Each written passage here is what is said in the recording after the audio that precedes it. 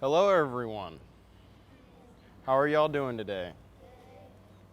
So, how many of you woke up this morning and drank a glass of water?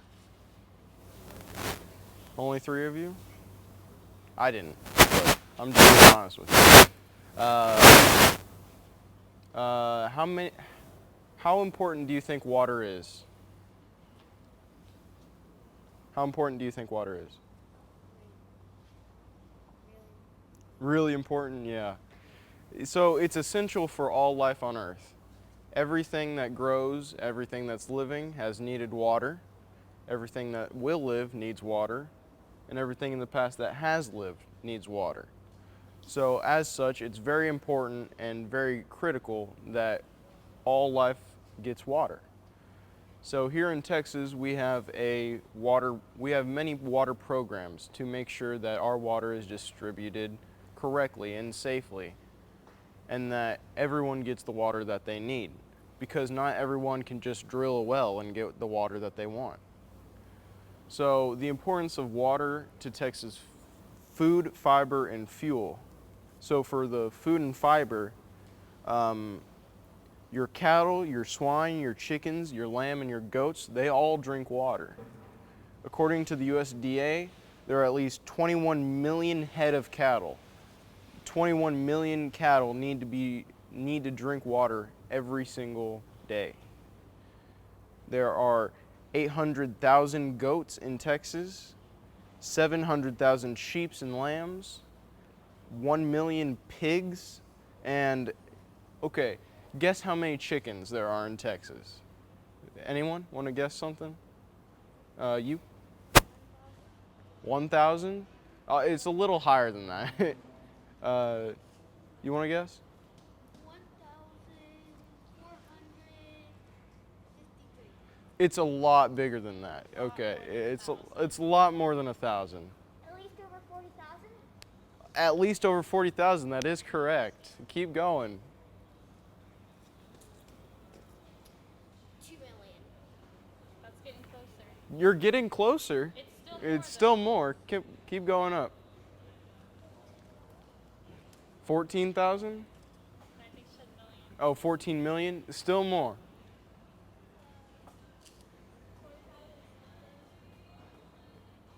Even more. Let's keep going up. 30 million. What? 30 million. 30 million? Keep going up. Like a billion? Actually, it's a less than a billion, but still, we keep going up. More than 100 million. More than 200 million. 600,000 million? Well, there's 600 million, 600 million chickens in Texas. That's a lot of chickens. Like, I can't even imagine how many chickens that would be. That'd fill this entire room And more.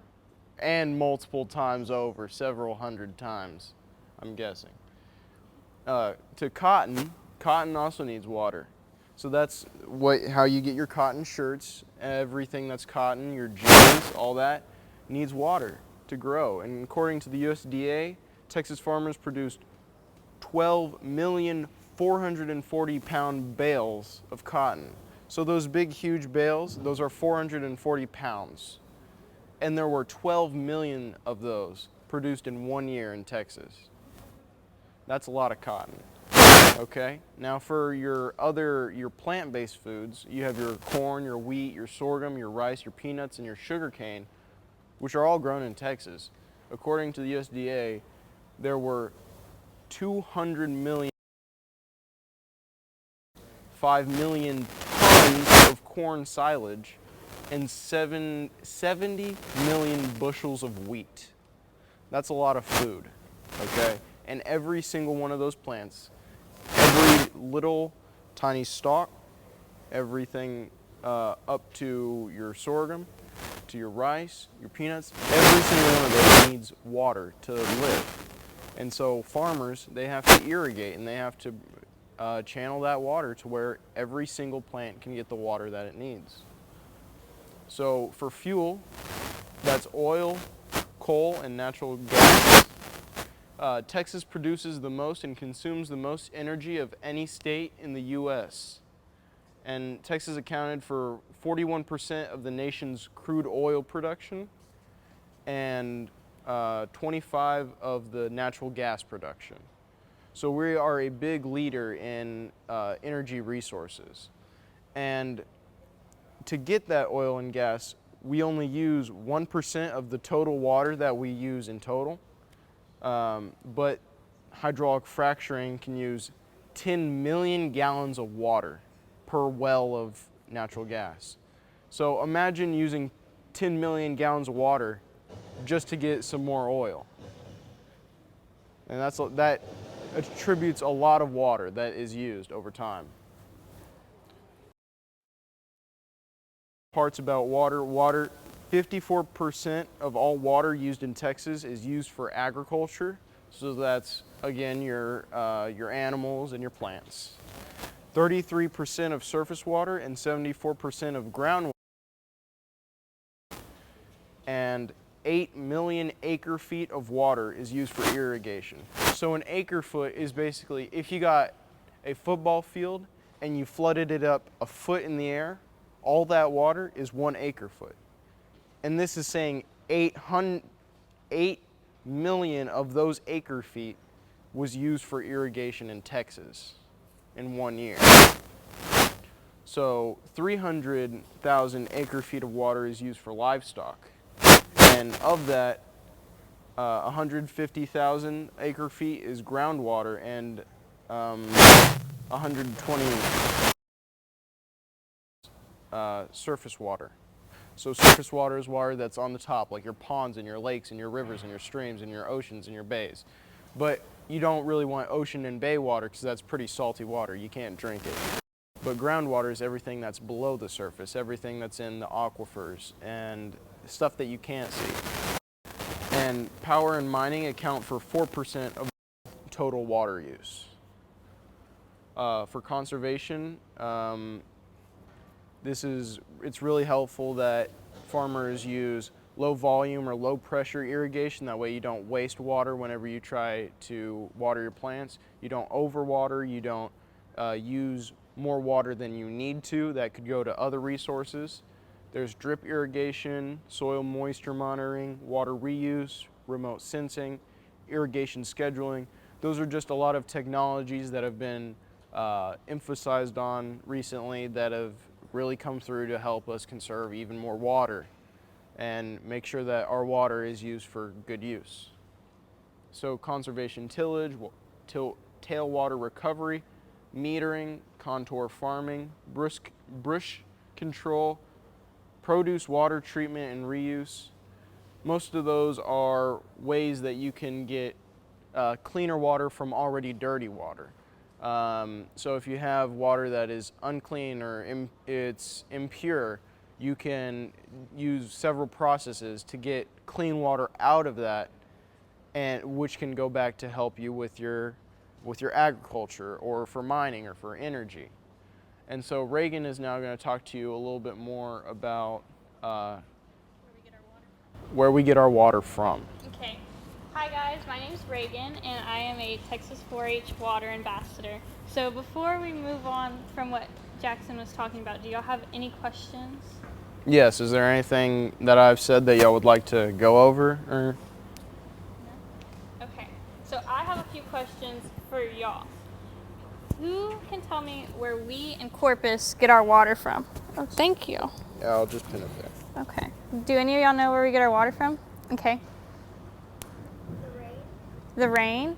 So if we get our water from the rain, how does it get to my sink? You got an idea? No? What do you think? Well, Wells, yeah? What do you think? Huh? water towers. But Water how does it get towers? in the water tower? Don't know? Okay. So do any of y'all know what an aquifer is? No? Do y'all have any guesses? An aquifer. Aquifer. So an aquifer is based on ocean. It's filled with water and it's right underneath us. Here in Texas, where you're standing, you're probably standing on an aquifer, and that's where most of us get our water from. So a well would go down into an aquifer and get the water. Okay? Because can we go to the ocean and drink water? No. Y'all don't want to go get a glass of water from the ocean? Why not? It's salty. It's salty and it's not clean to drink, right? So how many of y'all think we can make water? Y'all think we can make water? We can't make water. So the water here on Earth today is the same water that was here when dinosaurs were here. So the same water that comes out of your sink, a dinosaur could have touched. That's kind of crazy, right? So what Jackson was talking about, conserving water, it's super important for us to do that, right? Because once we run out of water, what are we gonna do? I don't wanna go to get a glass of water from the ocean, right? No. So what us as water ambassadors do is we learn about where different places in Texas get their water from. We learn about water management and how to save water because it's really important. And then we come here and we teach y'all about it. So how many of y'all have questions about water so far? Like, you have any questions about water? What do you have? So, you know ocean water. Uh-huh. Can you like put it in a pot and put it over a fire and then the salt will like go in? Yeah. So there's ways to clean ocean water, and they call it brackish water, not ocean water. And there is different desalination plants that do that, but they're really, really expensive. So there is one in San Antonio that does that, and it's super cool. We got to tour it, and it's a super high-tech plant that cleans the water from the ocean. And they're trying to do one here in Corpus, but right now it costs a lot of money to do that. But yeah, we can drink it, it has to be cleaned. And we could boil it, but that's a lot of boiling water to make. Got any question? Where does the water underground come from? So under the ground, so if we were to dig down and dig, eventually there would be a hole. Like at the beach? Huh? Like at the beach? Well, not the beach, Not but the beach. like right here, if we started drilling down and there's an aquifer there would eventually just be kind of like a little pocket, like where there's nothing. And it's basically an underground pool. There's water that fills up and the water goes up and down and rises. And with the rain, the water soaks down into it. So we can't see them, I but got a book about the read. you have a book about it? They're building a real house on a prayer and they're making a well and they get water. Yeah, so that's what that is. So they have to dig down and get the water, and it pumps the water up into the well. Like, You have a question? like if we drink ocean water, do we have to purify it? Yes, we'd have to purify it because it doesn't taste good. It has a lot of salt in it. And bacteria. If you drink salt water, it's going to make you more thirsty. And you're not going to get a lot of hydration out of that. Or you might get sick. Yeah. You have any more questions about water? Okay. Move on to the aquifer. I don't know how much time we have. How are we doing on time? I don't know. So, Oh, we still got 10 minutes. okay. So, what are ways that y'all think y'all can conserve water at home? Do y'all have any ideas? To save water. Yeah, to conserve where water means to you- save water. What do you think? When you brush your teeth, don't leave the water on. Yes. What do you think? Whenever you get a glass of water, don't throw half of it away. Yeah. Right, You can use it only- to water your plant or something, right? Only get enough water as you need.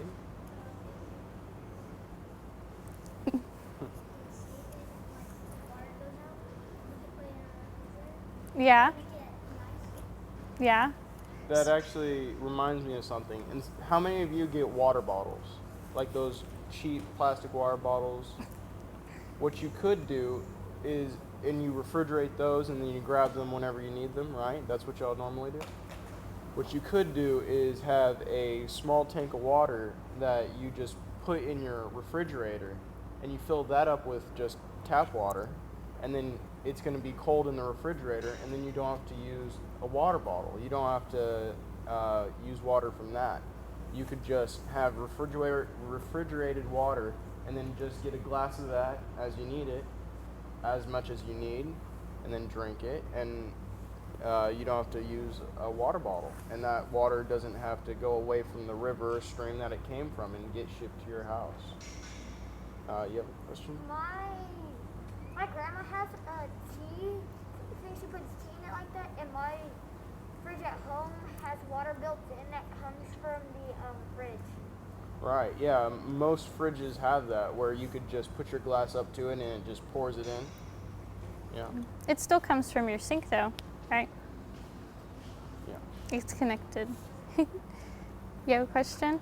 Yes, I have a question. Okay. So once your water goes down the drain in the sink, does it go like to the sewer or where does it go?